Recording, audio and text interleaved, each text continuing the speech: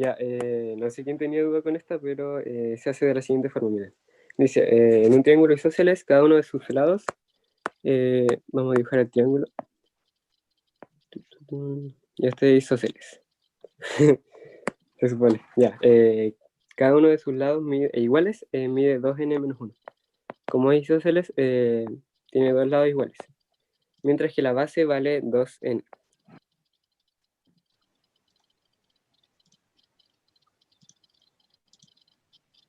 Es muy técnico.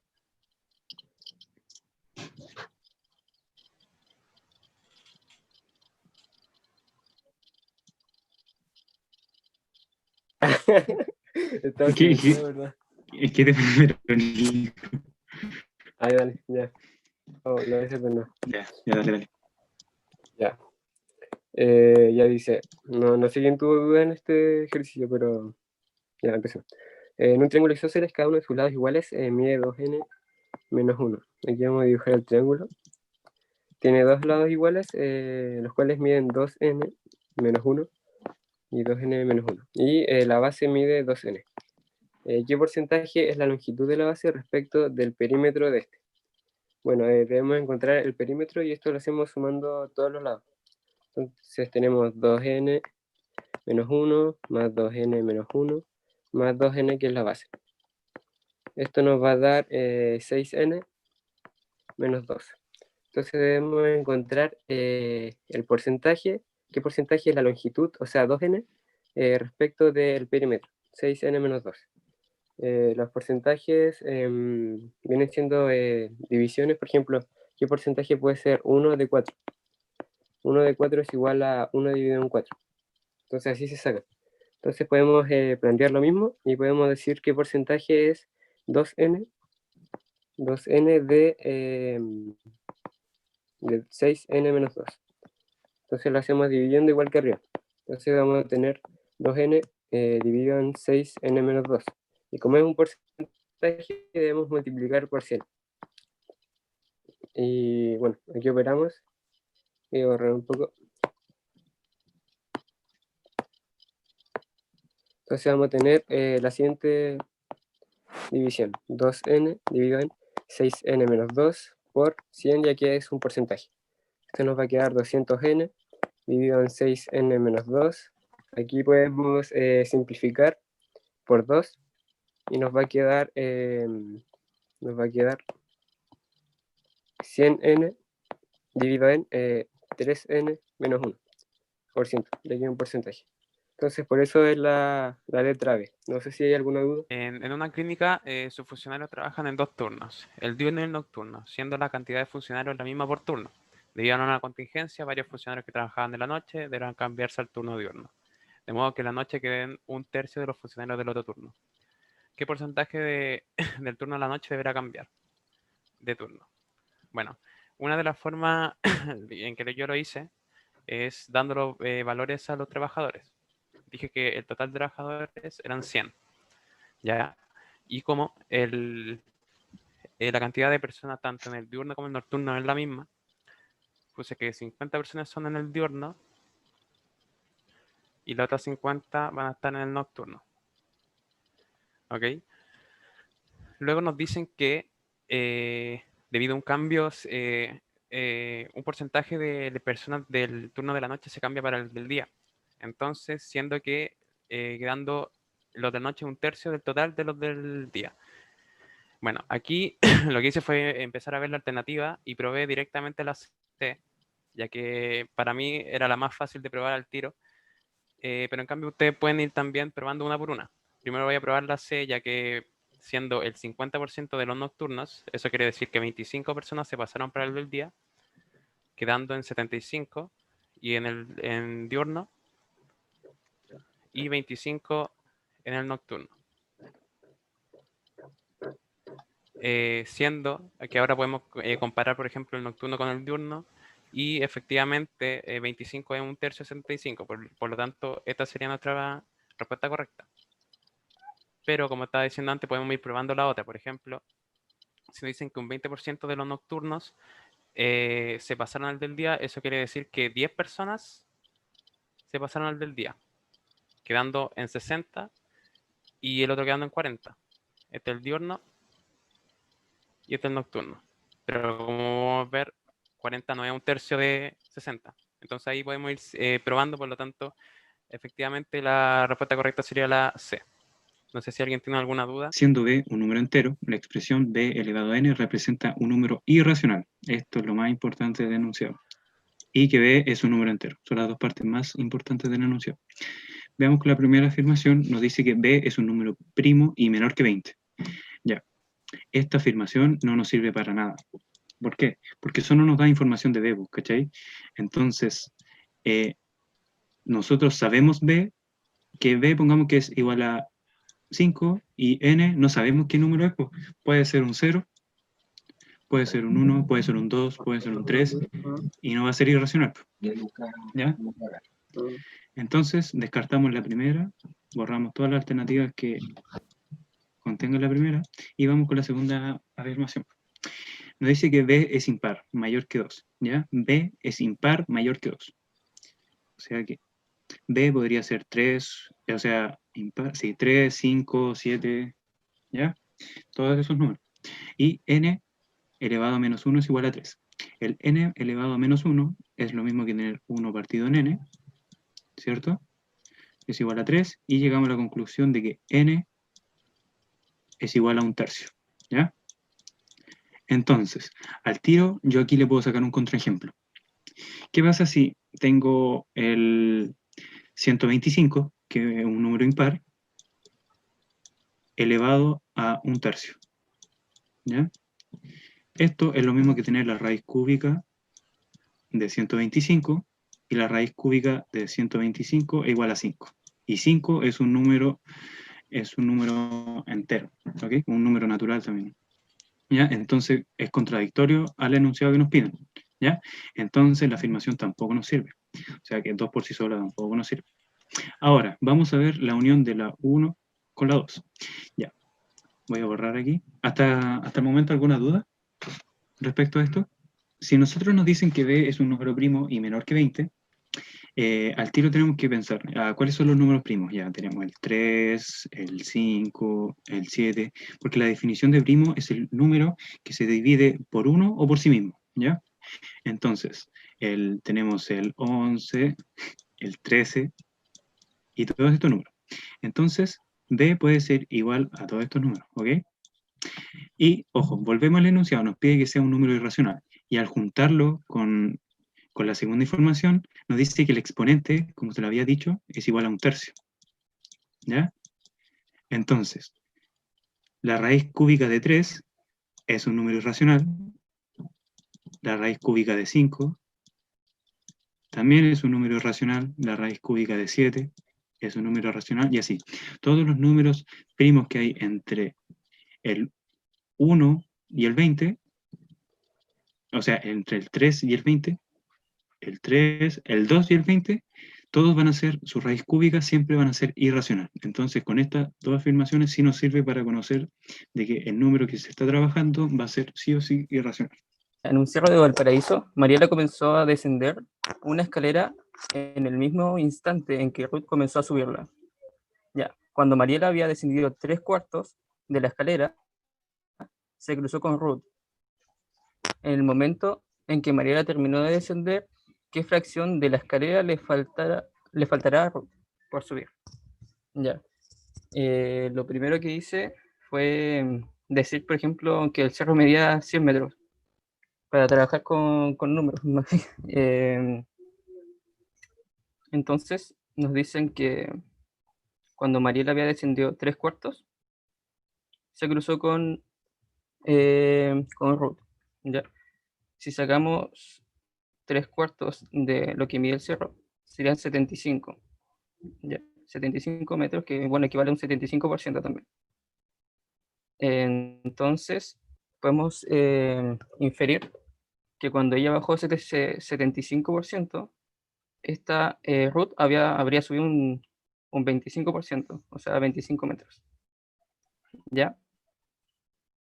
Y al ver, por ejemplo, que una bajó 75, una subió 25, uno puede deducir que una o sea, baja como 3 veces más de lo que ella sube. Por ejemplo, si ella bajara 3 metros, la otra subiría 1, ¿vale? Entonces, si ella bajó 75 metros y le queda por bajar 25, bueno, al ella bajar 3 veces más rápido, o sea, Ruth va a bajar una tercera parte de lo que baje ella. Digamos, bajará una tercera parte de los 25 metros que le falta. Entonces yo lo dividí y me da 8,3 periódico, que sería lo que efectivamente sube mientras ella termina de bajar esos 25 metros. Eso me termina dando 33,3 periódicos, y si uno lo quiere representar así como fracción, es un tercio. Entonces al final lo que lleva subido es un tercio del cerro. Entonces lo que me falta son 2 tercios. Considerando que el calendario musulmán se inició en el año 622 de la era cristiana y que a 33 años musulmanes corresponden 32 años cristianos, es posible establecer una correspondencia aproximada de años entre los dos calendarios si C es igual a años cristianos y M es igual a años musulmanes. Entonces, ya. La primera forma que lo hice yo fue decir ya. Si los cristianos empezaron en el año 622, los musulmanes en este caso tenían 0 años en ese año. Ellos habían empezado recién. Por lo tanto, yo fui viendo las alternativas y, por ejemplo, todas tienen una resta aquí. Por lo tanto, y esta es la única suma. Por lo tanto, el análisis que hice yo fue decir que si ya los años cristianos le sumo lo que llevan los musulmanes, esto nos va a dar los años cristianos, pero con una pequeña diferencia, ¿cierto? Porque a 33 años musulmanes son 32 años cristianos. Entonces, cada vez que pasen 32 años cristianos va a pasar uno más de los años musulmanes. Por lo tanto, para restar eso, hay que restar, obviamente, los años musulmanes partido los 33 años, que nos daría esa diferencia, y se lo restamos dándonos efectivamente los años cristianos. ¿Ya? Esta es una forma un poco más, así por así decirlo, al ojo, pero hay otra forma un poco mucho más rápida, que es la siguiente. Decir que los años cristianos, cuando empezaron, eran 622 cuando los musulmanes tenían 0 años. Por lo tanto, si nosotros reemplazamos la M, que es 0, aquí, nos tiene que dar 622. Por lo tanto, esta si reemplazamos, se nos va a dar que 0 más 622 menos 0 partido en 33 es igual a 622. Por lo tanto, esta sería nuestra alternativa correcta. ¿Ok? Si nosotros hacemos la misma estrategia en esto, en la otra alternativa nos va a dar que los años cristianos son negativos. ¿Ok? Nos va a dar que entonces, como los años no pueden ser negativos, por eso descartamos esta alternativa. No sé si alguien quedó con alguna duda de estos métodos. El sistema, este sistema, ¿qué valor debe tomar K para que X sea igual a 13 quintos? Ya. Aquí indirectamente nos están diciendo que en el sistema X tiene que ser 13 quintos. ¿Ok? Por lo tanto, aquí podemos reemplazar en cualquiera de estas para poder tener el valor tanto de Y como de K. Como están pidiendo acá, yo voy a reemplazar la de abajo para así poder tener Y, y voy a reemplazar la de arriba para poder tener K. Por lo tanto, va a ser 3 por 13 partido en 5 más 2i. Y este 1 lo voy a pasar para el otro lado. Esto va a ser 39 quintos más 2i es igual a 1. 2i, 1 menos en 39 partido 5. Voy a continuar aquí arriba. 2i es igual a menos 34 partido en 5. Y finalmente i es menos 34 partido en 10. Ya tenemos el valor de y. Como tenemos el valor de tanto de x como de y, podemos tener el valor de k. Voy a borrar un poco acá para hacer un poco de espacio.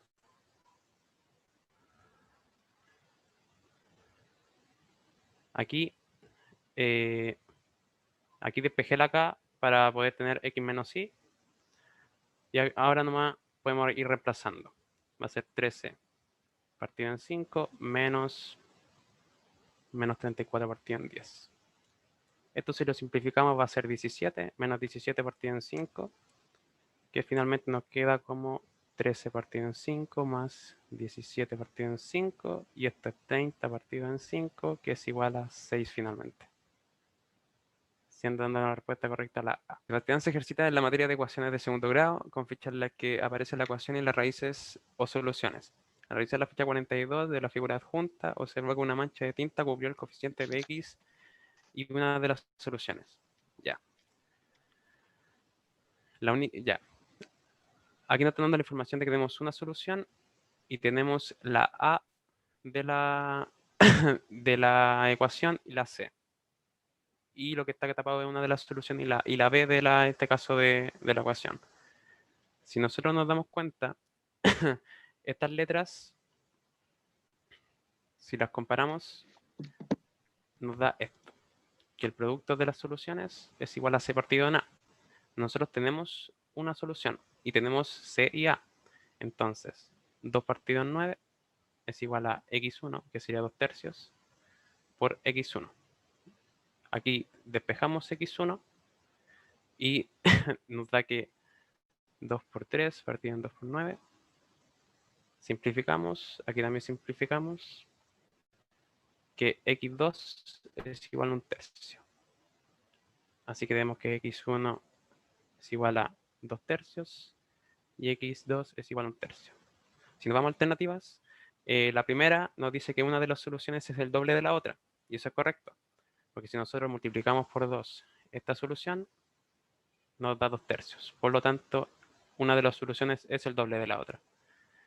Si comparamos la otra, ve el producto de la solución es un número entero, claramente no es un número entero porque ya descubrimos que el producto de la solución es 2 novenos, así que eso no es un número entero. Las soluciones de la ecuación no tienen distintos signos, las dos son positivas, y la suma de las soluciones es igual a 9. Como ya descartamos la otra y teniendo que una de las soluciones es doble, esa no es muy... Tendríamos que tener B para eso.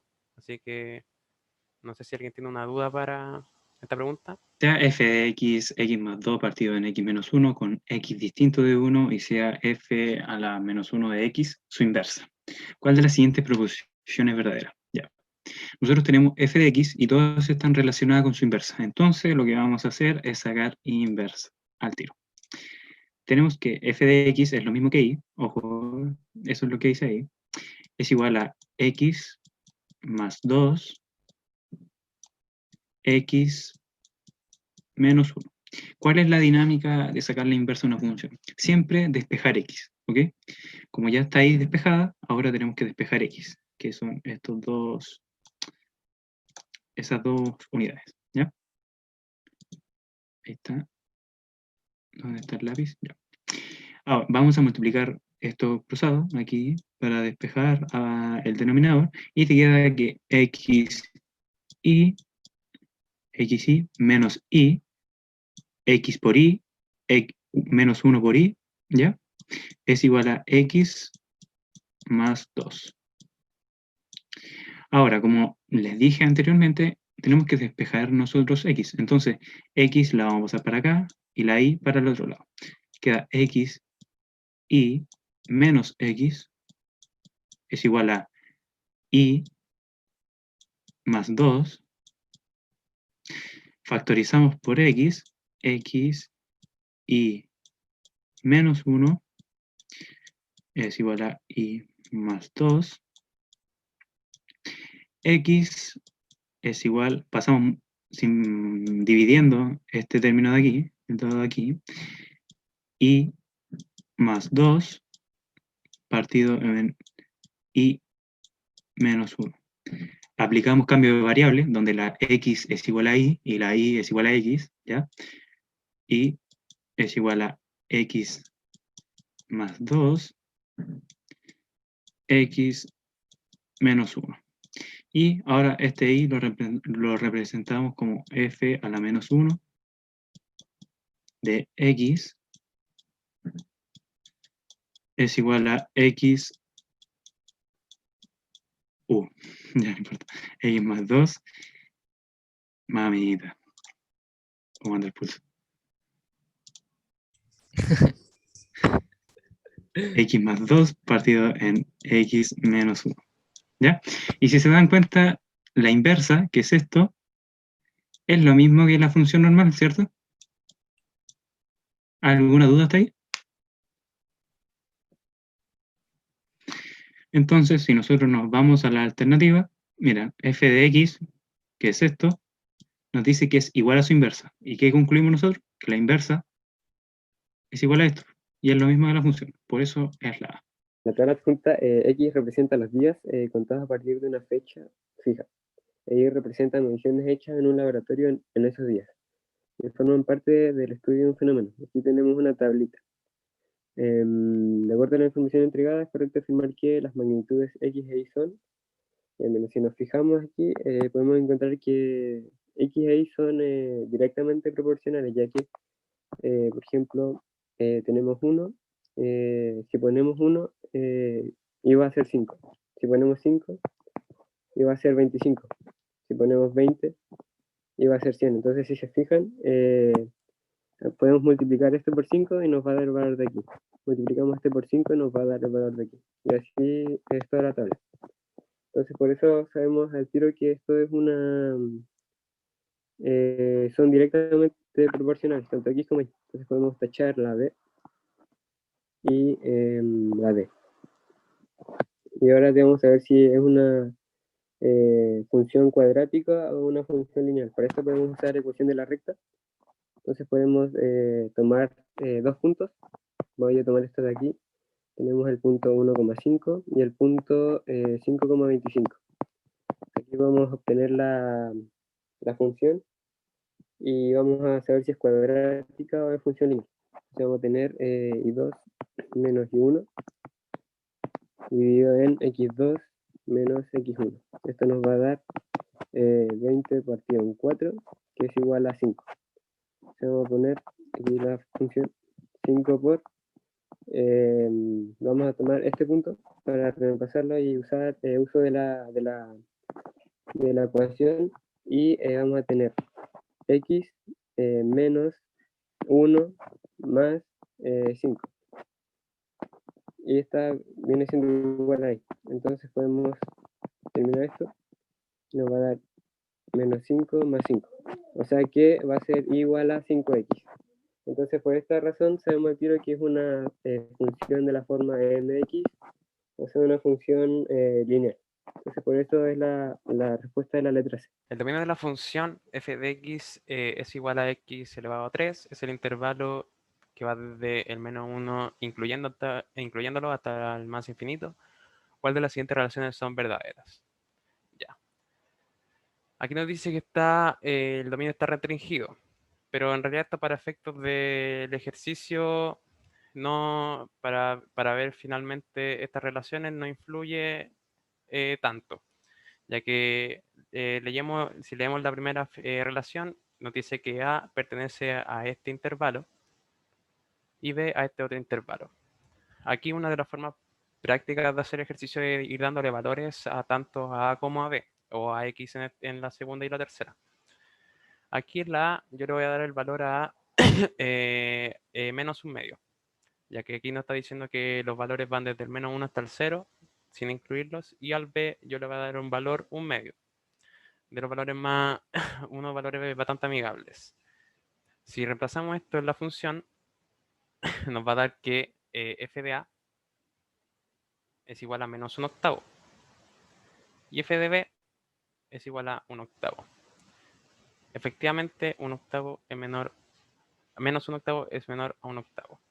Y si vamos comparando otros decimales que podemos tomar de acá, por ejemplo, menos un cuarto, menos un sexto, y los vamos reemplazando en la función, siempre nos va a dar negativo, porque aquí hay un valor impar que está elevando a la x. Entonces siempre este valor va a ser negativo y este va a ser positivo. Por lo tanto, siempre va a ser menor f de A que f de B.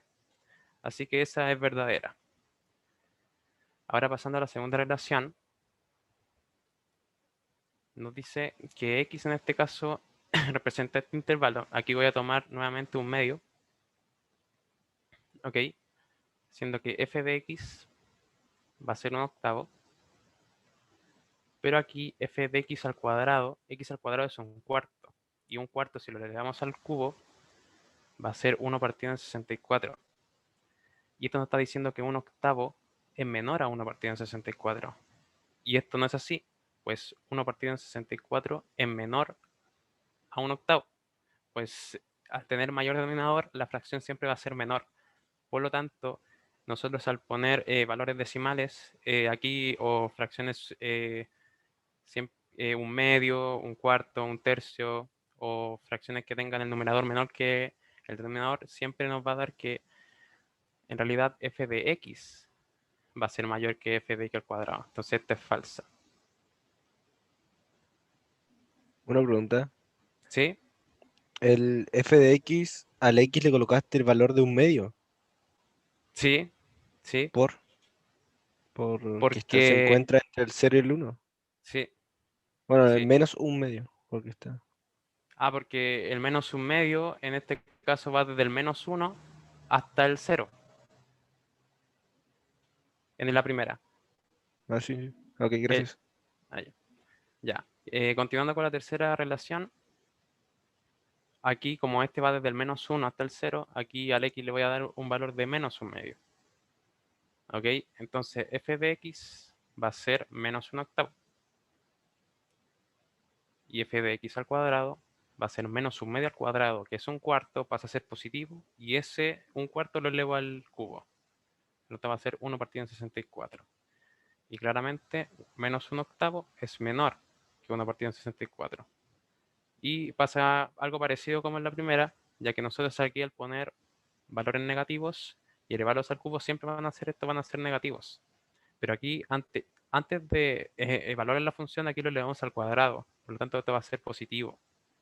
Y obviamente un valor negativo va a ser menor que uno positivo. Por lo tanto, esta es correcta y sería 1 y 3. Según la información entregada en la figura adjunta, ¿cuál de las siguientes afirmaciones esas son verdaderas? Ya, aquí nos presentan una serie de vectores en el gráfico y otros en las alternativas, entonces tenemos que corroborar si son los vectores que corresponden.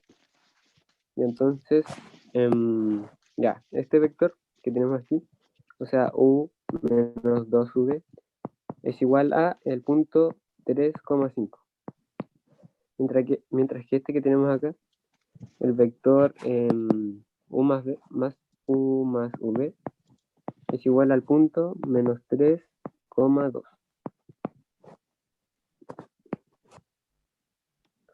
Ya, entonces aquí podemos plantear un sistema de ecuaciones para eliminar y obtener el valor de, no sé, por el valor de u o de v por sí solo. Entonces lo que vamos a hacer aquí, que vamos a amplificar por 2 acá abajo, entonces nos va a quedar de la siguiente forma. U menos 2v es igual a 3,5 y abajo vamos a tener 2u menos 2, perdón, más 2v es igual a el punto menos 6,4. Entonces ahora vamos a eliminar las v y vamos a sumar para abajo. Vamos a tener que 3u va a ser igual al punto menos 3,9. Aquí sumamos para abajo los vectores. Menos 3,9. Y ahora podemos despejar u. Vamos a dividir por 3 toda la expresión. Entonces vamos a tener que u va a ser igual al punto menos 1,3. Y tenemos ya un punto. Lo voy a dejar por acá. U es igual a menos 1,3. Ya, y podemos encontrar también el valor de v. Así que vamos a reemplazar en cualquiera de las ecuaciones que teníamos. Voy a seleccionar la que tenemos aquí. Esta. Vamos a tener que u, que va a ser menos 1,3, más v, va a ser igual a el punto menos 3,2. Vamos a despejar v. Esto va a pasar con distintos signos, se nos va a quedar menos 3,2 menos 1,3. Esto nos va a quedar que v va a ser igual a menos 3 más 1 por signos, menos por menos a más, menos 3 más 1 nos va a dar menos 2, menos 3, que nos va a dar menos 1. Entonces aquí tenemos el otro vector. Es igual a menos 2, menos 1. Okay. Entonces ahora vamos a ir a las alternativas y vamos a corroborar cuál es la correcta. Ya tenemos que la primera afirmación nos dice 2u es igual a menos 2,6. Y esto es correcto, ya que tenemos que u es igual a menos 1,3. Si amplificamos por 2, nos va a quedar que 2u es igual a menos 2,6. Así que la primera afirmación es correcta. Así que vamos a eliminar todas las que no tengan la afirmación número 1. Y ahí eliminamos ya 3 opciones. Ya, ahora vamos con la segunda afirmación, que nos plantea que 3u es igual a 1,11. Tenemos que u es igual a menos 1,3. Simplificamos por 3 todo, nos va a quedar que 3u es igual a menos 3,9. Y esto no es lo mismo que 1,11, así que la segunda afirmación es incorrecta. Y vamos con la última afirmación. Tenemos que 2u menos v es igual a 0,7. Ya tenemos 2u. De esta afirmación sabemos que 2u vale menos 2,6. Y a este le vamos a sumar el valor, le vamos a restar el vector que tenemos acá, que es el vector v menos 2, menos 1. Esto nos debe dar igual a 0,7. Entonces vamos a trabajar esto, menos 2, menos 2, o sea, más 2, 6, menos 1, o sea, 1, menos 1, o sea, más 1. Esto nos va a dar igual que el vector 2u menos v es igual a 0,7. Entonces la tercera afirmación es correcta.